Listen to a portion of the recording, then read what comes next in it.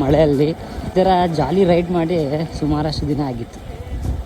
Just riding ಅಂದರೆ ಏನೋ ಒಂದು ಡೆಸ್ಟಿನೇಷನ್ಗೆ ಹೋಗೋದಲ್ಲ, ಈ ಥರ ಖುಷಿಯಾಗಿ ರೈಡ್ ಮಾಡ್ಕೊಂಡೋಗಿ ಸುಮಾರಷ್ಟು ತಿಂಗಳುಗಟ್ಟಲೆ ಆಗಿತ್ತು ನನಗಂತೂ.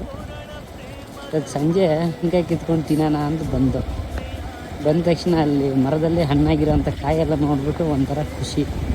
ಚೆನ್ನಾಗಿ ತಿಂದು ಸಕ್ಕತ್ತಾಗಿ ಸ್ವೀಟ್ ಇತ್ತು.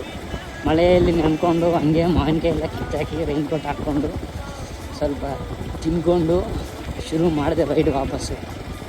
ಇದನ್ನೇ ಅನ್ನೋದು, ದೇವರು ನಮ್ಮ ಜೊತೆ ಇದ್ದರೆ ಎಲ್ಲ ಸಾಧ್ಯವೇ ಇದೆ. ಯಾಕೋ ಆ ಖುಷಿ ಅನ್ನೋದು ಒಂದು ಸ್ವಲ್ಪ ಮಿಸ್ಸಿಂಗ್ ಆಗಿತ್ತು ಏನೋ ಅನಿಸ್ತದೆ ನನ್ನ ರೀಸೆಂಟ್ ಟೈಮಲ್ಲಿ. It has come back.